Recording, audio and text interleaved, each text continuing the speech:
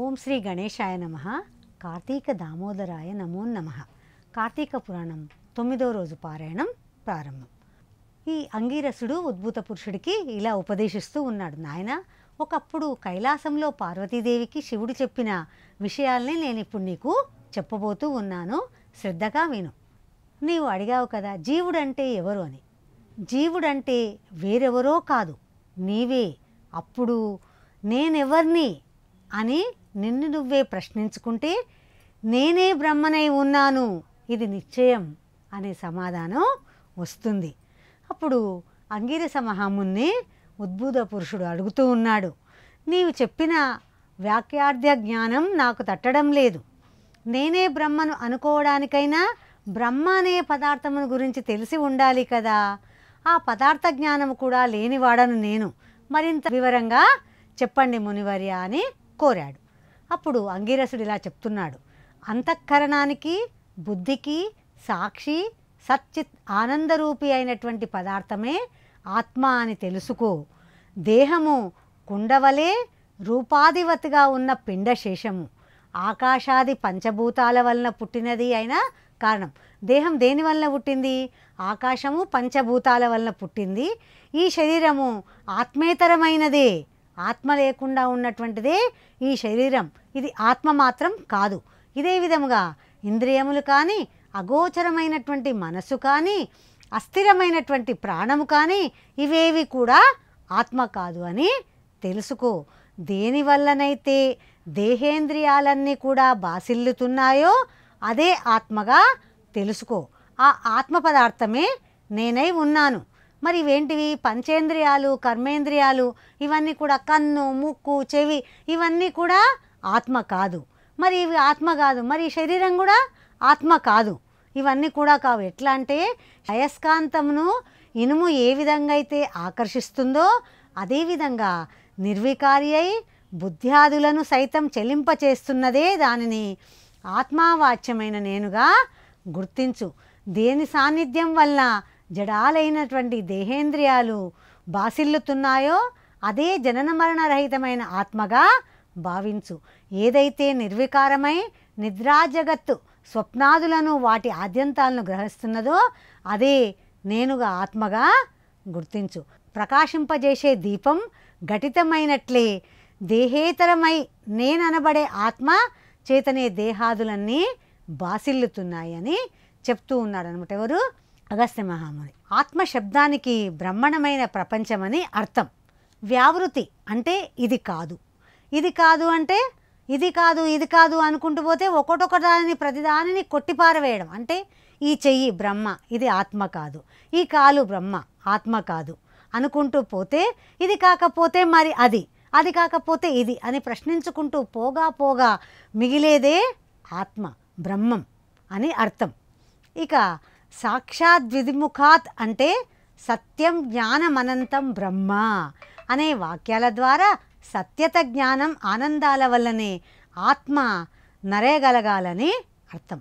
ఆ ఆత్మ సంసార లక్షణావేష్టితం కాదని, సత్యమని దృష్టిగోచరం కాదని, చీకటిని ఎరగదని, ఆత్మకు చీకటి వెలుగులనేవి లేవు, మరి చీకటికి అవతలదని పోల్చి చెప్పడానికి వీలు లేనంతటి ఆనందమయమని, సత్య ప్రజ్ఞాది లక్షణయుతమని పరిపూర్ణమైన పూర్వోక్త సాధనాల వల్ల తెలుసుకో.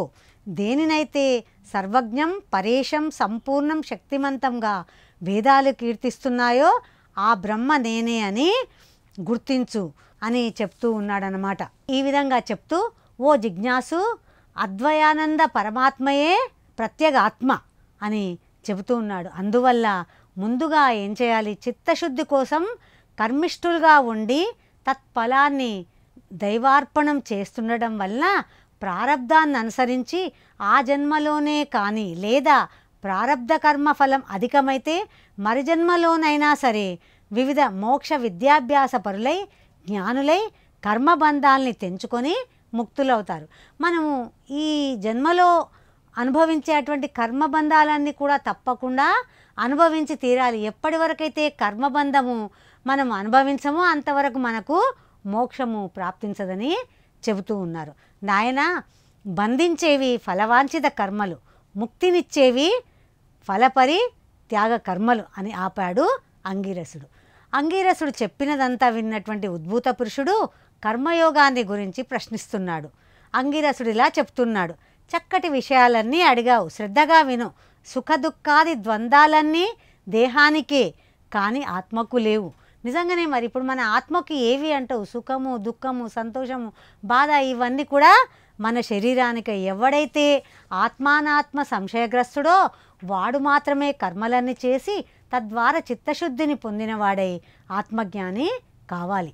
దేహదారి అయిన వాడు తన వర్ణాశ్రమ విద్యుక్తాలైన స్నాన శౌచాదిక కర్మలను తప్పనిసరిగా చేయాలి. ఎందుకంటే మనం మానవులం, ఆత్మ మన శరీరంలో ఉంది కాబట్టి తప్పకుండా మనం భూలోకంలో చేసే కర్మలన్నీ కూడా ఆచరించాలి. స్నానం చేయకుండా చేసే ఏ కర్మ అయినా సరే ఏనుగు తినిన వెలగపండ్ల నిష్ఫలమే అవుతుంది. అందున బ్రాహ్మణులకు ప్రాతస్నానం వేదోక్తమై ఉన్నది. ప్రతిరోజున ప్రాతస్నానం చేయలేని వాళ్ళు సూర్య సంచారం కల తులా, కార్తీక, మకర, మేఘ, వైశాఖ మాసంలోనైనా చెయ్యాలి. జీవితంలో ఈ 3 మాసాలైనా ప్రాతస్నానాలు చేసేవాడు సరాసరి వైకుంఠాన్ని పొందుతాడు. చాతుర్మాస్యాది పుణ్యకాలాల్లో చంద్ర సూర్య గ్రహణ పర్యాయాలలో కానీ స్నానం చాలా ప్రధానం. గ్రహణాలలో గ్రహణకాల స్నానమే ముఖ్యం. సర్వకాలంలో యందును బ్రాహ్మణులకు, పుణ్యకాలంలో సర్వ ప్రజలకు స్నాన, సంధ్య, జప, హోమ, సూర్య నమస్కారాలు తప్పనిసరిగా చేయవలసి ఉన్నాయి. పుణ్యకాలాలన్నింట సర్వోత్తమమైనటువంటిది కార్తీక మాసం. వేదాన్ని మించిన శాస్త్రం లేదు, గంగను మించిన తీర్థం లేదు, భార్యతో సమానమైన సుఖము లేదు, ధర్మతుల్యమైన స్నేహము, కంటి కంటే వెలుగు లేనట్లుగానే కార్తీక మాసంతో సమానమైనటువంటి పుణ్యకాలం కానీ పుణ్యమాసం కానీ లేదు. కార్తీక దామోదరుని కన్నా దైవం కానీ లేడని గుర్తించు.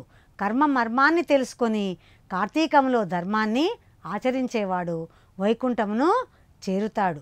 నాయన విష్ణువు లక్ష్మీ సమేతుడై ఆషాఢ శుక్ల దశమంత్యములో పాలసముద్రాన్ని చేరి నిద్రాంశతో శయనిస్తాడు. తిరిగి పునః హరిబోధిని అనబడే కార్తీక శుక్ల ద్వాదశి నాడు నిద్రలేస్తాడు.